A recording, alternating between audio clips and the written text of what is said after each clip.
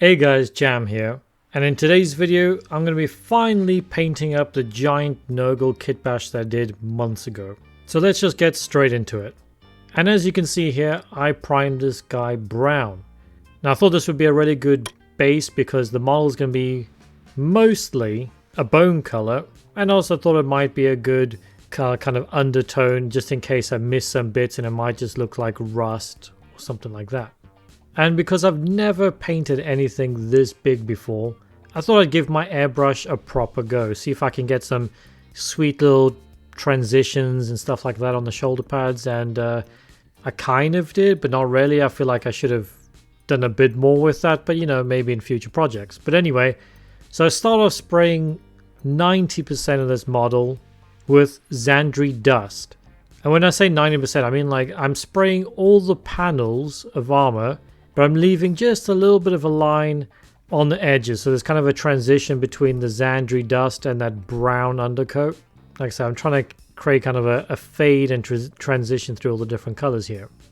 And once I've done that with the Xandri dust, I go straight in with Ushabti bone and do the same thing, but I do it in a smaller surface area. Again, kind of creating that transition from that brown to the Xandri dust and then to the top slightly more Ushabti bone. But like I said in the beginning, I probably could have gone a bit more like stronger on those transitions. And once the base coats are all down, all dried, it was time to throw a massive wash all over this thing, and I'll be going in with Seraphim Sepia. This is how I paint my Death Guard as well. I just kind of like the tone it gives the armor. Now using a wash on big panels of armor like this never really works well. It gets a bit drippy and streaky, which you know is not that bad on Nurgle, but it's not exactly a look I want to go for. So when I'm washing the big panels, what I'll do is I'll kind of blow on it sometimes so it pushes all the wash more to the recesses and away from puddling in the top of the panels and stuff like that. Now I probably could have just airbrushed the wash on. Maybe that's something I'll try next time as well. But another thing I tried with this one, once I had the panel washed out, I got more Seraphim Sepia and I just kind of created droplets and streaks and stuff like that, so they kind of looks like this dirty, rusty kind of streaks throughout the model. I'm using washes and stuff like that to create most of my weathering instead of coming in later with actual paint to do it. And as you can see on the screen now, with it all dried out with those little droplets and streaks and stuff like that, it's already starting to come together. It's looking grimy, it's looking kind of gross. And yeah, if I put more weathering on it at some point, it'd probably look a little bit better, but I don't want it to be too busy as well. Now next up, I wanted to move on to the metallics. And what I'm going to do here is I'm going to go straight in with Retributor Gold for all the kind of goldy bits that I want. And I quite often will go in with quite a bright gold like this, because once you put the washes and stuff down, it dulls it down, but it's still bright enough that you don't really have to put like highlights on it if you didn't want to. Again, it just kind of saves time. But when I moved on to the silver, now this was kind of a pain, and this is one of the reasons why sometimes using an airbrush isn't the best unless you're very controlled with it, because trying to paint silver over this kind of bony color that I sprayed onto the model doesn't work very well. So I had to black everything out with Abaddon Black and then come back in later once I was all done with Lead Pelcher. But what did save a lot of time was my technique for applying the silver. Now it's the first time I've done it on a scale like this, and to be honest, it's probably my favorite part of the model. I thought it turned out really well. Is I stippled the silver on. I didn't paint it, I didn't brush it, I didn't dry brush it. I just kind of stippled it everywhere, and it created this nice blotchy, really dark, industrial, gritty kind of steel. And like I said, it's easily my favorite part of the model, I think, and very quick as well. But obviously with the smaller bits like the chains and stuff like that, I did go in just with a normal brush and paint them in, because I didn't want to dab paint all over the bone that I've already put down. And then I went in with Stormhost Silver. Now I use a brush for this. I kind of just did real scratchy edge highlights, just picked out the top ends of things, just trying to get that bit of contrast and shine in there before I put a wash on later.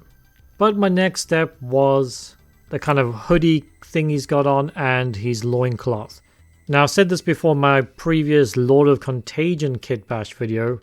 I wasn't too sure about the purple going with the bony armor, because that's kind of been my Death Guard color scheme for years, but I always feel like maybe the purple is a bit too overpowering. I need to go for a more desaturated purple or just something completely new, but I just went for purple with this because I didn't want to really try new things on this big guy. And because this is a Nurgle dude, I didn't want to do nice smooth glazing or edge highlights. I wanted to do a nice scratchy textured highlight. So once I had the base coat down of Nurgle Knight, I believe it was, I went in with Xeris purple. I think that's how you pronounce that. And I did a kind of quite a wide scratchy highlight with that. And sometimes I'll go back and forth between the Xeris purple and the Nurgle Knight, just kind of make sure they blend together a little bit. And at the end I did kind of a tippy top scratchy highlight with Gene Stealer purple. Now I do think the cloth turned out nice, but maybe not Nurgle enough. It doesn't really seem filthy and dirty. I probably should have maybe put some stains, some transfers or something like that, but again, maybe one day. Now onto one of my favorite colors, weirdly, is Rakoth Flesh. It's very versatile. And I'm going to be using this for all the fleshy folds and pussy lumps and everything that I green stuffed onto this guy. And pretty much anything that's kind of fleshy and organic, like the little dead body dude, even the skulls, stuff like that. Because different washes of a Rakoth can give you different vibes. So yeah, I'm going to be Rakothing up a lot of stuff here. Now with all the like fleshy lumps and fat rolls and stuff that I did, I thought maybe I'd highlight it up. So go from the Rakoth to a Pallid Witch Flesh and kind of do that stuff and then put a wash over it, which is what I did, but to be honest, I don't think it really turned out that well. So I kind of played around with different washes, mixing washes, all that kind of stuff. Now it didn't turn out exactly the way I wanted, but later we'll be adding a little something extra on top of this to kind of help it pop a little bit more. And like I said, as you can see here, I tried like Druchii Violet and Severin Sepia, tried different things to kind of create bruising and stuff like that. I'm not really sure how it turned out, wasn't too happy with it, but hopefully later it'll come out okay. Now a similar thing with the metallics. I first went in with Nuln Oil on the silvers, and I did the majority of it to kind of like blend down that Stormhost silver and all that. But then I thought I wanted to go in with Agrax Earthshade into the joints and the places where I thought there might be a bit more like grease buildup and all the moving little parts. So yeah, nice little mix there between the different shades. Now I don't know if it really came out in the end results, but that's what I did. Now for a lot of the cabling and stuff like that, I painted it all silver, and I thought I'd go over with Black Templar contrast paint just to kind of create really dark silvery cables, but I should have watered it down a little bit because it kind of just blacked out the whole thing. So later all I do is I just go over the cables again with a kind of highlight of silver and then just put a bit of a Nuln Oil wash over it, because yeah, this was a bit too dark for my likings. Now a really fun bit that helps the metallics pop even more, so it's not kind of just bland silver, is rust. Now I got some Riser Rust from Citadel Paints and I just really water it down, and I just start putting it into places that I feel like make sense, like little rivets, little nooks and crannies where moisture might kind of sit and build up. But the thing is with Nurgle as well, when it comes to weathering, you don't need to go with logic. It's kind of magical decay, so you can kind of just put it wherever you want.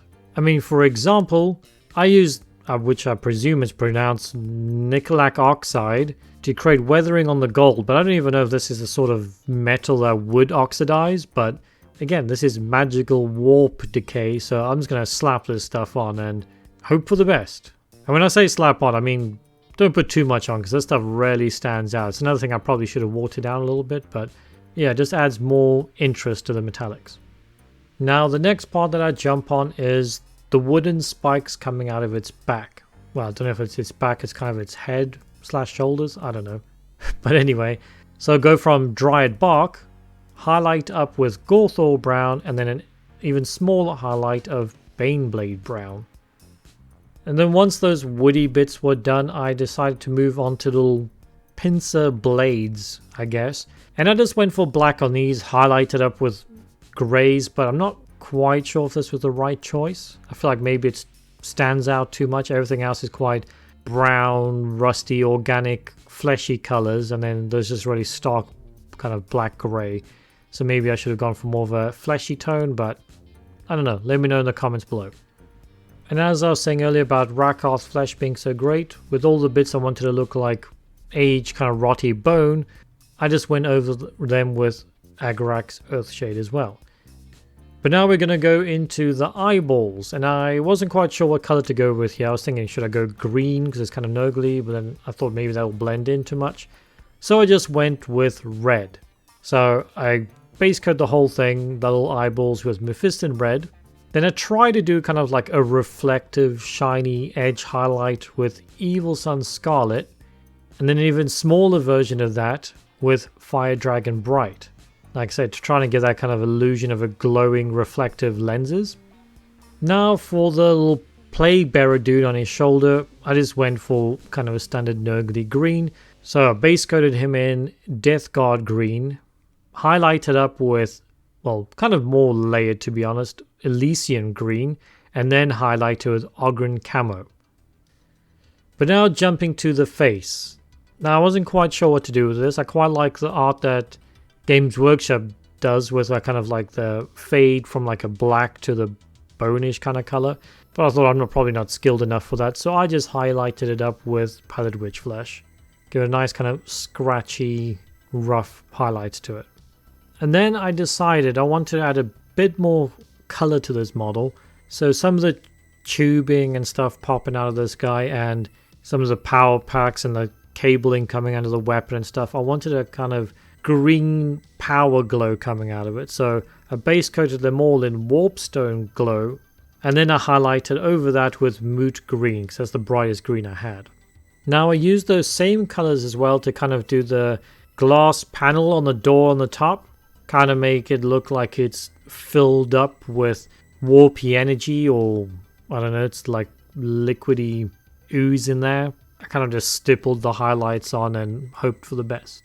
Which is kind of a theme with this whole model, to be honest. Like I said, I've never painted anything this big before. Now another part that I found really fun, and this was the part I said that would make the skin pop a little bit more, is Nurgle's Rot. I love using this stuff, and yeah, it just adds a lot of extra kind of texture and pop to the model.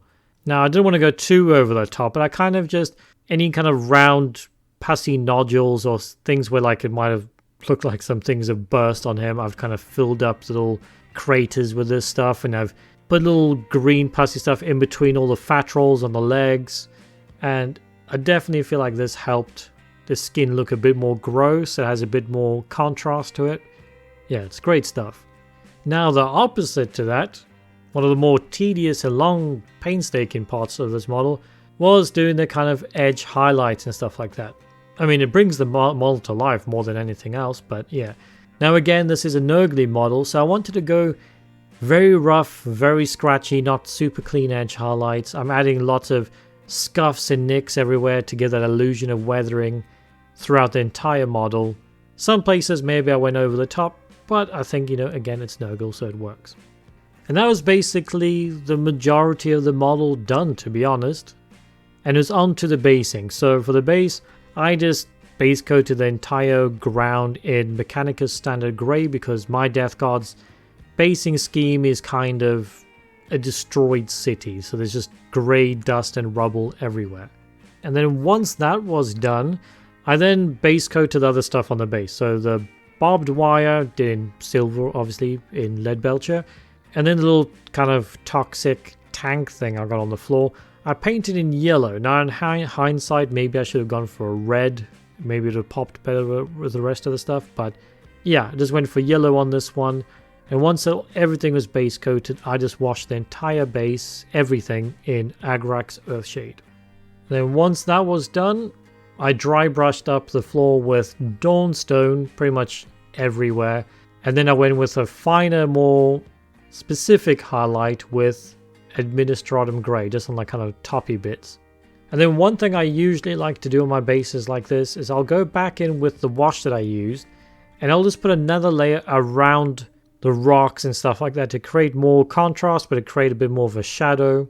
I think it just helps the bases pop a little bit more. Now in comes the slight bummer. So that little toxic pool I made in the middle of the base, I wanted to fill up with this UV resin lime fluor stuff from Green Stuff World. I thought it'd be really cool, like nice vibrant UV resin kind of creating this thick pool. But when I opened it up, nothing was pouring out. And I was like, okay, that's strange. So I opened the actual lid, took it off, and realized everything had already set.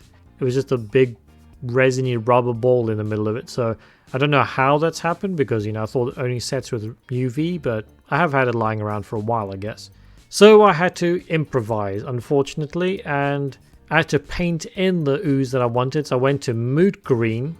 Now I painted that into the little puddle or pool, or whatever you want to call it. I kind of roughly stippled it up the edges of the side as well, so it looks like it's kind of splashed a little bit. And I did also paint some dripping out of that toxic barrel. Now again, this is why I said maybe I should have painted it red, because that really vibrant green with the yellow barrel doesn't really contrast all that much. A red would have been a lot better. But yeah, I just layered that up till it was nice and vibrant. And then I just got out my normal standard UV resin I usually use for like ice bases and stuff like that. And I just poured it over the moot green. Used my UV torch to set it all in place. Added another layer, just trying to get a bit more thickness to it all. And yeah, I think it turned out alright. Maybe not as good as actual oozy UV resin, but it was good enough.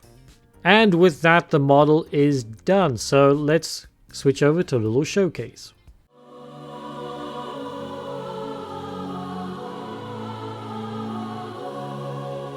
And there you have him, ladies and gents, in his giant, disgusting, Nurgle glory. And as always, let me know what you think. How do you think this turned out? Now, I know for a fact that I could definitely do a lot more, but with how big this was and trying to make it a video, I didn't want to take 1,000 years to get it out. And also, like I've said a million times now, it's the first time I'm tackling anything this big, so it was a whole new experience for me. And I quite enjoyed it, to be honest. I'm kind of looking forward to doing some more bigger stuff like this. But as always, if you enjoyed the video, you know what to do.